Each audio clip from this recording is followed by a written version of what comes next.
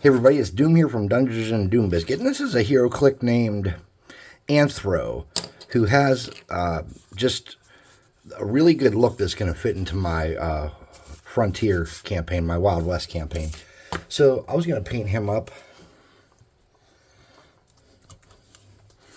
and really I want to use for his skin. There is a speed paint called Warrior Skin that is perfect. And I know that you guys don't all have speed paint, but I think some of you guys are just listening for background noise anyways, and I really want to use this on him. So I'm going to shake this up in my little $7 shaker from Amazon, because my homemade shaker, which was actually way better, kind of died on me. It caught on fire one time. And I did end up throwing most of it away, but I found the piece I used to hold stuff down on it, which was a series of rubber bands on a piece of wood. But I found that, and I was quite pleased with myself, thinking, wow, this still looks like I could be using it for something. So what I've done is I've painted him black and then dry brushed him white, and I do that pretty standard practice around here for minis, if you've been watching. And some people think that light has to be directional. But I don't know if you know this. Wherever you have your miniatures on display or wherever you play D&D, there's going to be naturally light coming from above. So just painting a miniature in this kind of manner, you're going to get some of that natural shading and stuff, you know. Now, if you're going for tournaments and you're competing, it's a lot different, you know.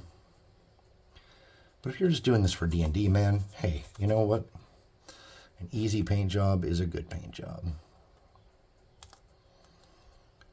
I know a lot of people are like, oh, there has to be a light source. Yeah, well, there does, but there will be. You know, like in my D&D room, there's an overhead LED lights that light up the room, and they create that. Overhead shadow. So just getting into the deep spots and the dark spots will get you there on your own. Don't think you have to use any kind of special lighting techniques to fool anybody. Because believe it or not, most people know you're painting a miniature. They can see it. They can see the miniature on your table, and they know what it is. They know it's not a real person. I know. It's crazy.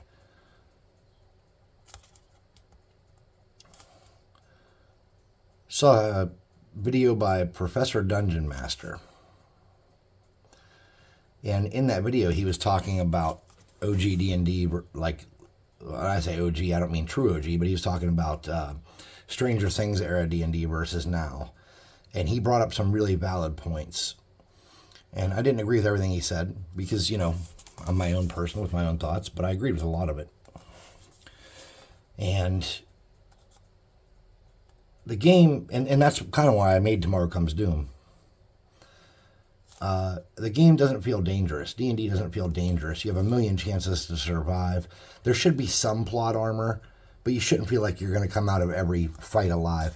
And we've had a couple of fights go really bad recently where players have died, and you know what? They grab a new character sheet, and because it's really fast and easy to make characters in TCD, they're back in the game, you know, before the next cigarette break. So I can't really say too much about the lethality of my game because it's lethal. People die. I'm not trying to kill people. Often it's by decisions they made on their own. For example, not being trained to use dynamite and throwing it in fights, causing other party members to die, or biting off more than can be chewed, not using the terrain strategically. There are many reasons that people die, and very seldom is the reason having anything to do with the system, or me killing them with the system. It's generally not that. So I have this hardened leather color here. Sorry, I've been out of town for a few days, and I just came in last night, for those of you that don't know. So I have to shake some of these paints up because they've been sitting. Because the last thing we want is them to be all gross and nasty. We don't need much of this. We're going to use this for his loincloth and maybe the boots.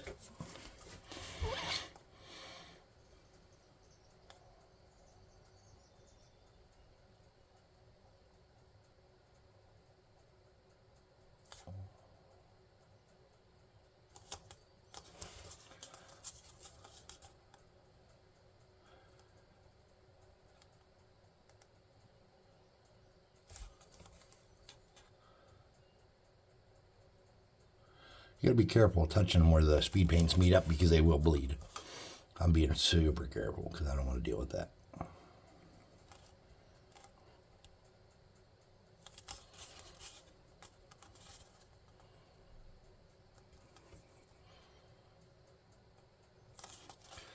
Now at this point, we can kind of see if there's any spots where I missed with that warrior skin, and I'm sure there are. Because as it dries, you can see where it's a little white or where you didn't get your coat right. Like I can see right here in that little crevice, and on that side in that little crevice. I just didn't get it well. So I'm just going to come back and touch those up lightly. And then for my boots, so they're a little bit of a different tone, I'm just going to get a little bit of warrior skin and a little bit of that hardened leather. And I'm just going to make a little mix of a different kind of shade of that. And it's not going to be significantly different, but it'll be a little bit different. Just because I want this guy to not be too boring and like a big brown blob. I want him to look like he's got some detail.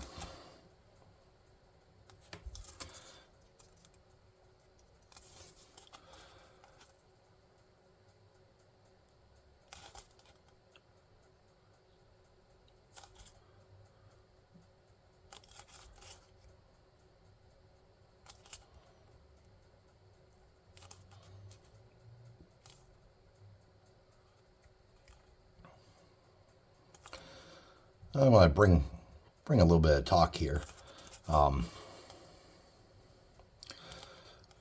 The Cleveland Indians baseball team's name was changed. The Atlanta Braves and many other teams have changed their names. And I don't know at whose direction or why that happened. I don't know enough about it. I didn't read about it. I've heard people talk about it. And I've seen articles saying that it happened and chose not to get involved or to really look into it.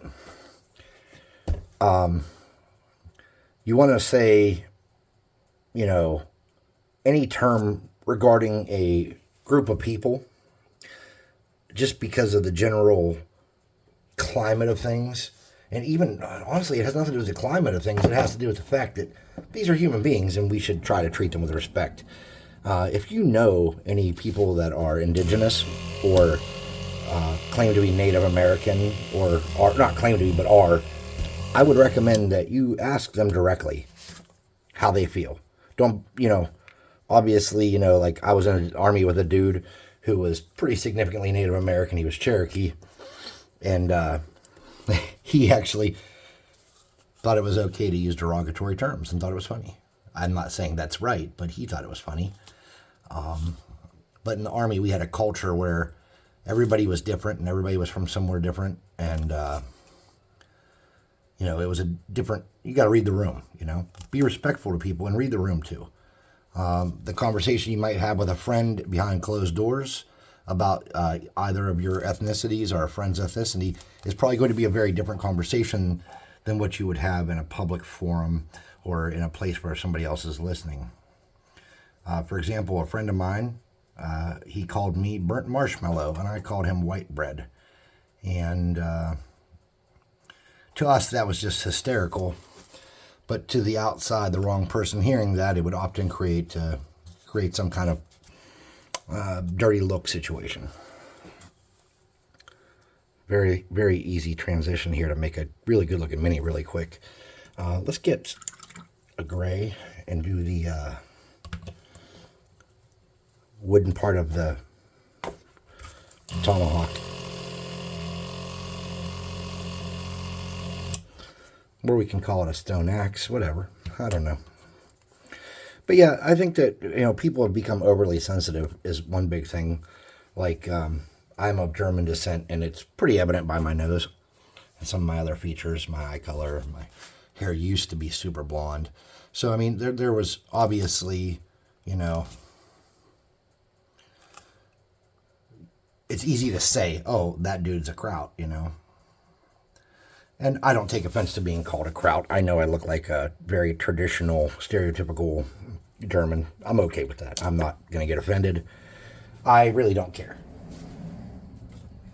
But the next person down from me might take that really, really hard. They might really feel attacked or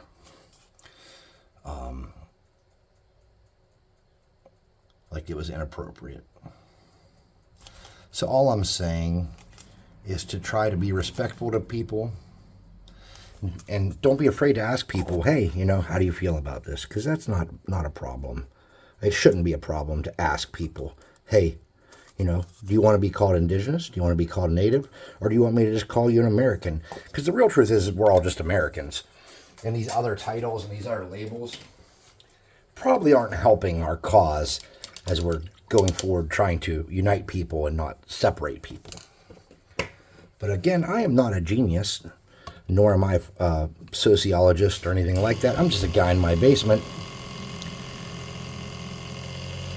So you have those conversations with the people you need to have those with, make your own call. Don't think my advice is the best advice. I'm just talking about something because I'm painting this miniature. And I'm trying to think of how I'm going to label this video and not upset anybody. Because unfortunately, if you upset people on YouTube, they send you a nasty gram. Even if you set out in a nice tone with no disrespect intended and you say something, someone will report and complain about it. And YouTube does not feel the need to tell you who it was so you can try to talk to them about it maturely. They don't want you to know who gave the complaint. They just want you to know that people hate you. Is that helpful for the dialogue? Probably not, but it is the situation. I'm going to get this color called Monster Brown. And instead of using speed paints on the little strings of the stick there, I'm going to use this. But first, I'm going to hit the top of this wood here where I missed. Up here. And I'm going to hit this with air before I do that. I will tell you, on my recording, this shaking looks much slower than it is. It's like a blur when it's shaking.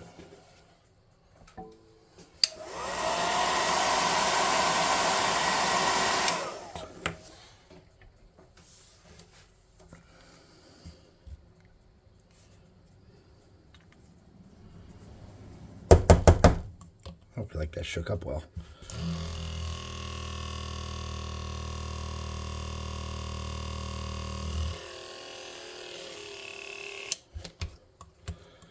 Let's try that again. Just a little drop. There we go. Now it's right. I don't know what the magic number is for getting that to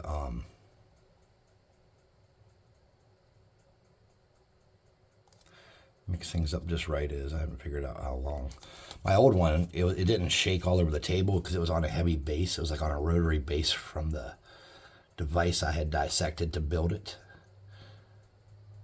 So it spun and unintentionally vibrated and mixed paint up really good. But you could just leave it go. You didn't have to watch it, or you could just set paint in there for 5 or 6 minutes and come back to it. It was no big deal. With this one, you can't really. It's all over the place. The little plungers that are supposed to hold it down don't work. Now, one of the big fears I have when I'm doing something like this guy is his eyes are pretty deep on this sculpt. The Anthro sculpt does have some deep, deep eyes. So what I'm going to have to do is carefully get in there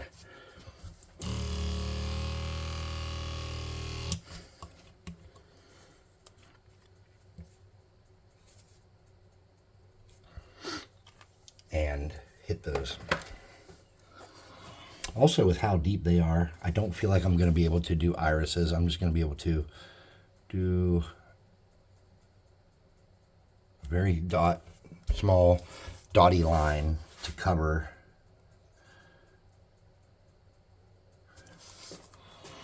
All right, so I accidentally went too far. I'm going to try to clean it up with moisture in my tongue. From my tongue.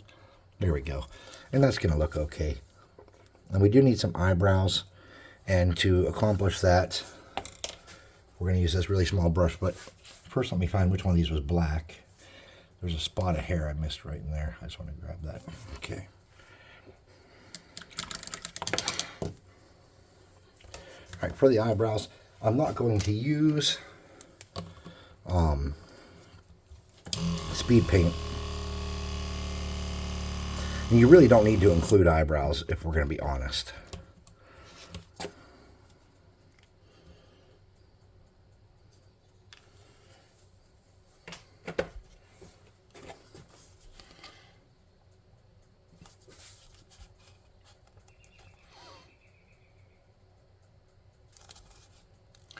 And I'm just using that ridge,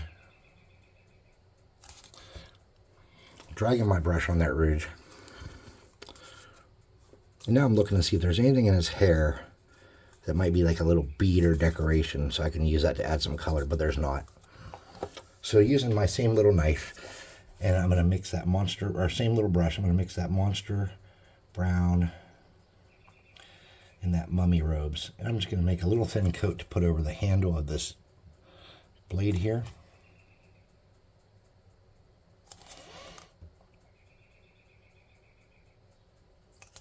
And if I miss a couple little spots on there, I'm not going to sweat it.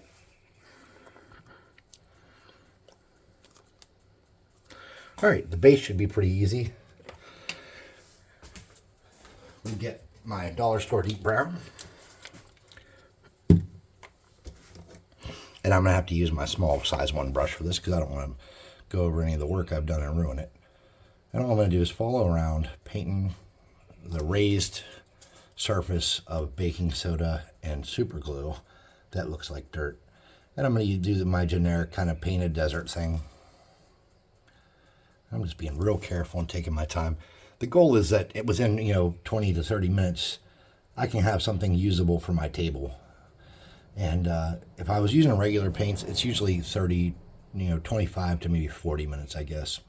But when I'm using speed paints predominantly, I have some luck and I can get it done a little faster. Speed paints, well, they're for speed. Okay. So that rock, I'm going to paint that. And all that was a little rock, like a real little tiny piece of stone that I super glued onto the base, and it looks okay. Okay, so just make sure you got it all on that 3D raised up portion of base, like that. I'm not even rinsing my brush out. I'm grabbing khaki. I'm going to squirt a little bit onto my cardboard real quick. That's more than I needed. I'm going to mix this and make it kind of like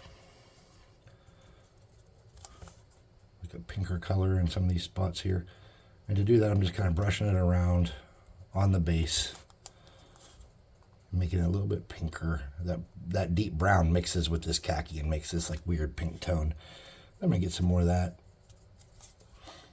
and just kind of drag it along in there and break up the area. Then I'm going to come up here with a rinsed out damp brush and use just only that. And it needs to be a little bit damp to get what I want going here.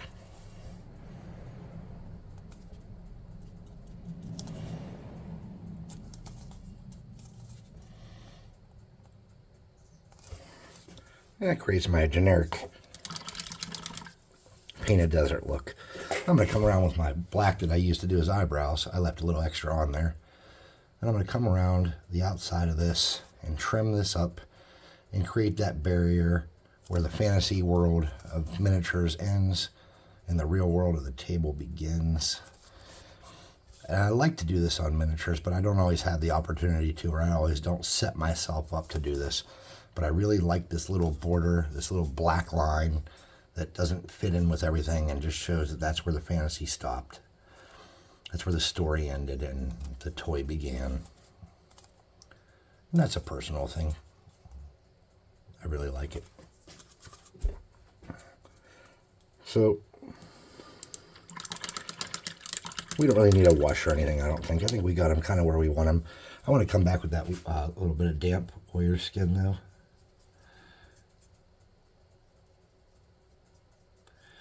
Just a little bit. I just want to hit this little corner of his face. It's got to be a little bit wet so it doesn't make it too dark. Okay, that's the spot I just felt like wasn't real vivid. And I'm going to hit his nose where I did that cleanup work in his forehead. And that'll make it a little more noticeable when that dries. Okay, now I'm done with that cardboard. I can put my paint away. I don't know what time we are, 20 minutes-ish? 20 minutes and 17 seconds. Now we're just going to dry them off. And this is a hero click, so if you get it too hot, it will bend and warp. And we'll take a look at them up close using the hand cam. Decent, decent, decent. Good job, guys. We did it. We made another miniature that'll tell a good story on our tabletop. He's got a little bit of detail. He's definitely good enough to show our friends, but not to brag about. Thanks for watching. Please like, subscribe, share, hit the notification bell icon, and leave a comment, because those are the things that the algorithm spirits crave. Check out the website and the Discord. There's a link to both of those in the description. And there's also a discount code to save you 25% off your first month of our miniature service. So we have some individual products on there, not a whole bunch, but we do have a monthly service, which is super great. And that monthly service, what happens is you get a box in the mail that has minis in it. And it's going to be gnolls or orcs or goblins or hobgoblins or whatever, you know, maybe dwarves or elves. It's going to have a cohesive unit of some kind of monster unit. And we use the same artist all the time now to make sure that the scales are the same and that the style of art is the same. So all your miniatures throughout the course of the year that you receive are going to work together in some format. And every October we do orcs and stuff like that. So there's some consistency, because we know orcs are like one of the most prevalent enemies. So we do an Orktober and try to make sure that you get the orcs you need to build out your armies. So it's just, you know, something nice and inexpensive that we were able to figure out how to do a couple of years ago. And we've been refining and fixing it ever since we started it. And we'd love you to join us. And if you can, that would be great. If you can't, we understand. We've all been there. Hey, we'll see you next time.